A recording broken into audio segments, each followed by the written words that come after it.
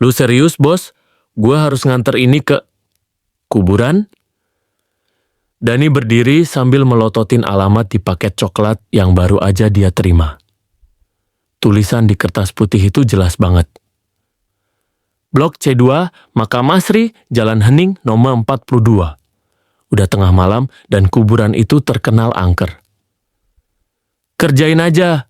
Lu mau gajian kan? Jawab Pak Rudi, pemilik jasa pengiriman tempat Dani kerja. Nada suaranya cuek, kayak ini hal biasa. Dani menghela napas panjang. Ya udah, pikirnya, kerjaan ini cuma sementara buat nambah uang kuliah. Paling cuman prank dari orang iseng. Jam 11 malam, Dani udah duduk di atas motor bututnya. Paket misterius itu dia taruh di box belakang. Jalan menuju kuburan gelap banget, cuma diterangi lampu jalan yang jaraknya berjauhan. Angin malam terasa dingin menusuk tulang. Bikin jaket tipis Dani nggak ada gunanya. Begitu sampai di depan gerbang Makam Asri, Dani berhenti. Gerbang besinya udah tua dan berkarat. Bunyi berderit pas didorong bikin bulu kuduknya berdiri. Gue cuman nganter doang. Abis ini cabut. Dani bergumam, berusaha nenangin diri. Dia berjalan masuk. Makam-makam berjejer rapi di kanan kiri, tapi suasananya bikin gak nyaman. Udara di dalam sini kayak lebih dingin daripada di luar. Dani terus ngeliat ke sekitar. Waspada kalau ada apa-apa. Blok C2 ternyata ada di tengah-tengah area kuburan. Setelah ngikutin petunjuk, Dani akhirnya nemu makam yang sesuai alamat. Nom 42, tapi nggak ada siapa-siapa di sana. Apaan nih? Si penerimanya mana? Dani bergumam sambil ngebuka catatan pengirim. Tulisannya cuma satu kata. Untuk dia. Tiba-tiba ada suara langkah kaki dari belakang. Dani langsung berbalik. Halo, ada orang? Dia mencoba manggil, tapi nggak ada yang jawab. Yang dia lihat cuma bayangan pohon yang bergerak pelan diterpa angin. Dengan cepat, Dani taruh paket itu di atas makam. Udah gue taruh ya, gue cabut. Teriaknya setengah panik. Saat dia balik badan dan jalan cepat ke motor, tiba-tiba terdengar suara. Ketawa kecil. Pelan, serak, dan jelas banget dari arah makam. Dani nggak berani nengok lagi. Dia langsung lari sekencang-kencangnya. Besoknya, Dani cerita ke Dimas, temen kosnya. Serius lu Dan? Lu nganter paket ke kuburan tengah malam? Dimas ngakak, tapi mukanya berubah serius pas Dani nyeritain suara ketawa itu. Gue nggak bohong mas, itu jelas banget. Dani menghela napas berat. Gue heran kenapa Pak Rudi mau nerima order kayak gitu. Hari itu Dani ngerasa ada yang aneh. Sepanjang dia kerja nganter paket lain, rasa gelisah nggak hilang-hilang. Dan bener aja malamnya, Pak Rudi ngasih dia tugas serupa, nganter paket ke Makam Asri. Kok gue lagi sih bos? Gimana kalau ada yang lain? Dani berusaha nolak. Pak Rudi cuma ngegeleng. Penerima ini maunya lu yang nganterin. Dani merinding. Maunya gue? Emang si pengirim siapa? Pak Rudi cuma senyum tipis. Lu nggak perlu tahu. Kerjain aja. Malam itu, Dani balik ke kuburan dengan paket kedua. Tapi kali ini, suasananya lebih mencekam. Jalan menuju ke sana terasa lebih sunyi. Bahkan suara jangkrik pun gak kedengeran. Pas sampai di makam nomor 42, Dani ngeliat ada sesuatu di atas nisan. Dia mendekat dan hatinya mencelos. Itu adalah paket yang dia antar semalam. Masih utuh, gak kebuka sama sekali. Apaan ini? Kok balik lagi? Dani merasa bulu kuduknya berdiri. Dia nggak sempet mikir panjang. Buru-buru naruh paket baru di atas nisan. Pas dia mau pergi, suara langkah kaki itu muncul lagi. Kali ini lebih dekat, lebih jelas. Dani nggak tahan, dia langsung lari ke arah motornya tanpa nengok ke belakang. Tapi sebelum dia sempat nyalain mesin motor, suara itu muncul lagi. Suara ketawa serak, pelan, dan menyeramkan. Kali ini, Dani sadar satu hal. Suara itu nggak berasal dari arah makam. Suara itu ada tepat di belakangnya. Dani nggak berani nengok. Tangannya gemetar saat berusaha nyalain motor. Suara ketawa itu makin jelas. Makin dekat. Bikin jantungnya mau copot. Begitu mesin motor akhirnya nyala. Dani langsung tancap gas. Meninggalkan kuburan tanpa lihat ke belakang sama sekali. Sampai kos, dia kunci pintu kamarnya rapat-rapat. Tapi malam itu, dia nggak bisa tidur. Bayangan paket yang balik ke makam terus menghantui. Kenapa paket itu nggak dibuka? Dan siapa yang ketawa tadi malam? Besok paginya, Dani langsung ke kantor pengiriman buat ketemu Pak Rudi. Bos, paket yang gue antar balik lagi ke makam. Lu pasti tahu ada yang nggak beres sama orderan ini. Dani ngomel dengan nada panik. Pak Rudi kelihatan tenang. Dia cuma ngelirik Dani sambil ngehisap rokok. Udah gue bilang, kerja aja, jangan banyak tanya. Bos, ini bukan kerjaan biasa. Gue ngerasa ada yang ngawasin gue waktu di sana. Gue nggak mau lagi nganter ke kuburan itu. Dani ngotot. Pak Rudi narik napas panjang, terus matanya ngeliat lurus ke Dani. Kalau lu berhenti sekarang, gue nggak tanggung jawab sama apapun yang terjadi ke lu.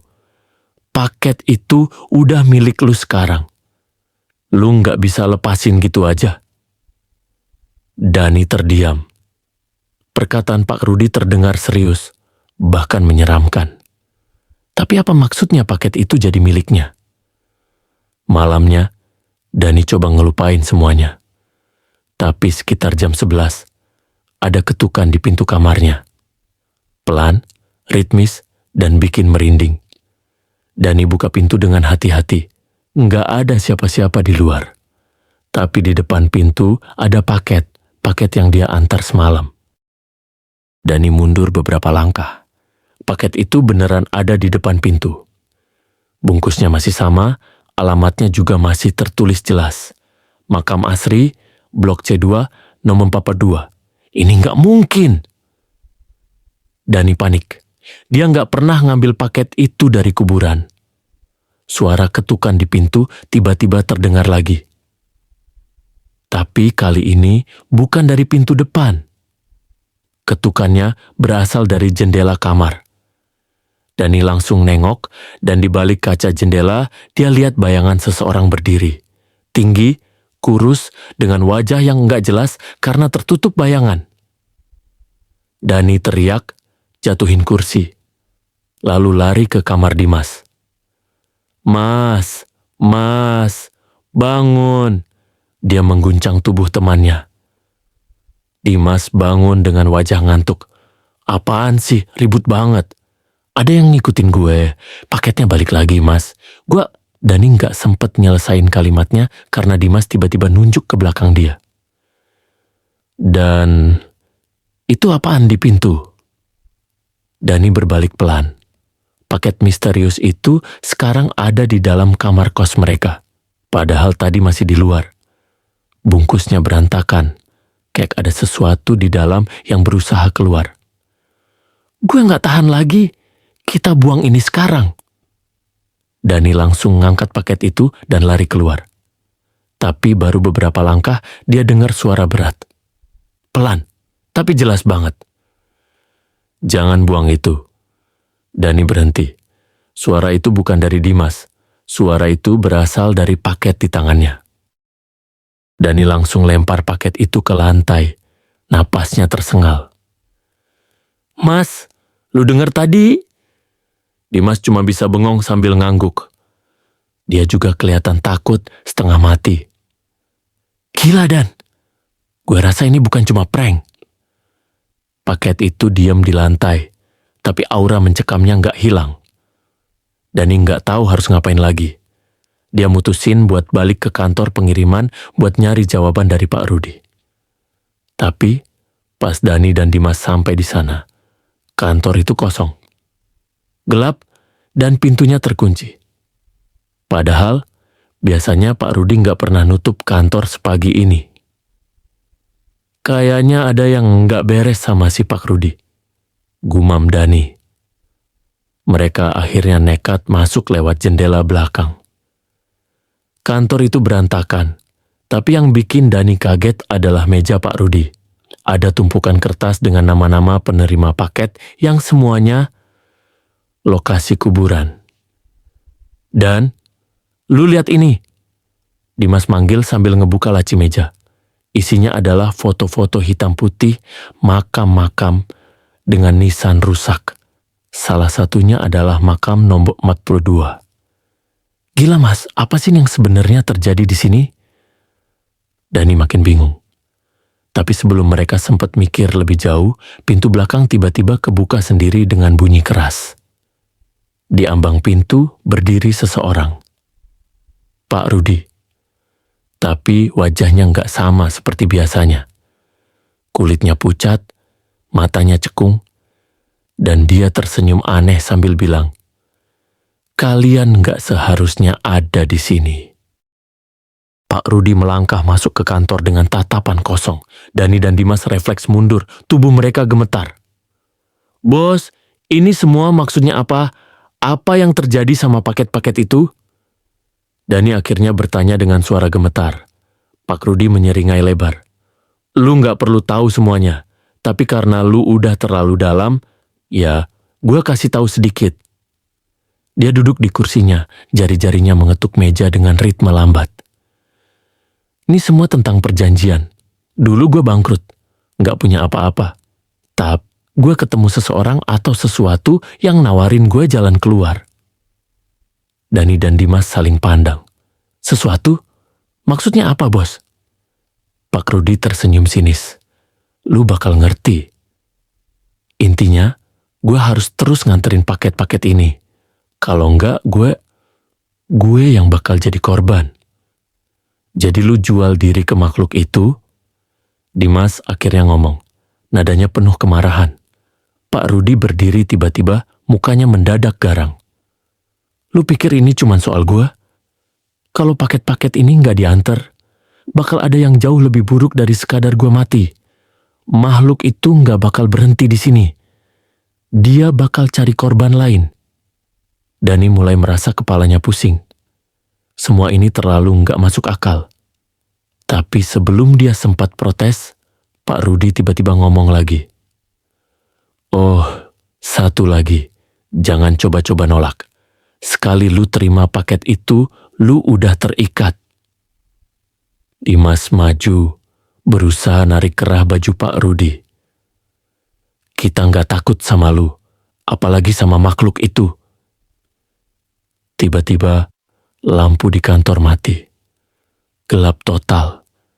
Suara tawa serak itu muncul lagi, kali ini lebih keras dan memenuhi ruangan.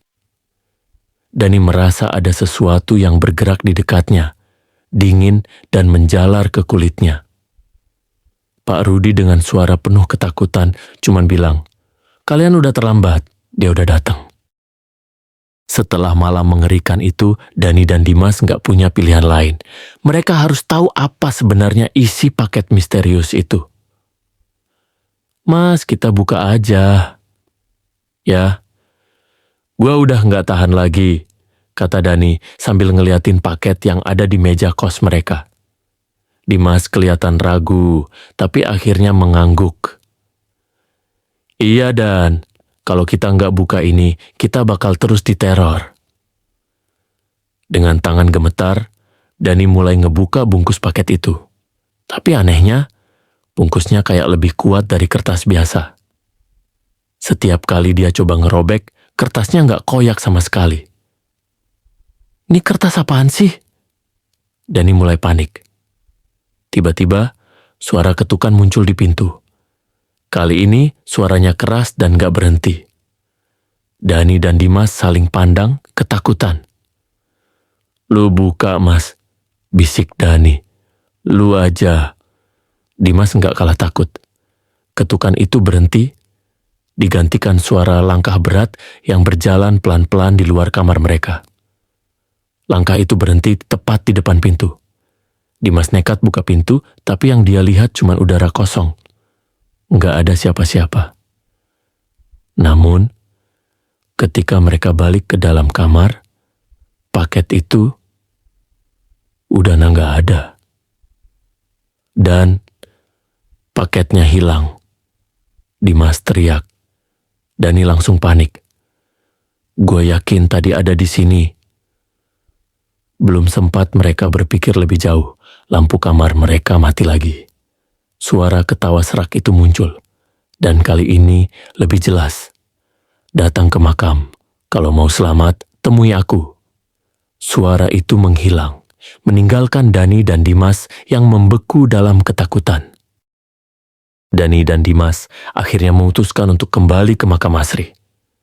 Mereka yakin ini satu-satunya cara untuk mengakhiri semuanya. Malam itu, kuburan terasa lebih menyeramkan dari sebelumnya. Angin bertiup kencang, membawa suara bisikan aneh. Mereka berjalan menuju blok Z2 dengan langkah berat. Begitu sampai di makam nomor 42, paket yang hilang tadi ternyata ada di atas nisan. Tapi kali ini, paket itu udah kebuka setengah. Dari dalamnya keluar sesuatu yang nggak bisa dijelaskan. Seperti asap hitam yang bergerak dengan bentuk tak beraturan. Asap itu hidup, Mas. Dani berbisik, napasnya tercekat. Dari dalam asap itu muncul sosok. Tinggi, kurus, dengan mata merah menyala. Sosok itu menatap mereka dengan senyum yang enggak manusiawi. "Kalian datang," katanya dengan suara yang berat dan menyeramkan. Dimas mencoba mundur, tapi kaki Dani seperti tertahan di tempat. "Apa yang lu mau dari kita?" Dani berteriak, suaranya gemetar. Makhluk itu mendekat, menatap Dani dalam-dalam. "Aku hanya mau satu hal, nyawamu." Dani langsung berteriak, "Gue gak bakal kasih nyawa gue ke lu." Makhluk itu tertawa pelan. "Kau pikir bisa melawanku? Semua yang mencoba melawan akan berakhir di bawah kakiku." Dimas, yang selama ini ketakutan, tiba-tiba memberanikan diri. Dia ngambil batu dari tanah dan melempar ke arah makhluk itu. Batu itu nggak mengenai apapun, hanya melewati tubuhnya seperti menembus bayangan. "Percuma," bisik makhluk itu. Tiba-tiba, Dani ingat sesuatu. Dia narik kertas catatan yang dia temuin di kantor Pak Rudi. Di sana tertulis mantra-mantra yang mungkin bisa menghentikan makhluk itu. "Mas, bantu gue baca ini." Dani ngasih kertas itu ke Dimas, dan mereka mulai baca mantra dengan keras. Makhluk itu mulai terlihat gelisah. Asap hitam di tubuhnya bergerak nggak terkendali. "Berhenti, jangan baca itu," teriaknya.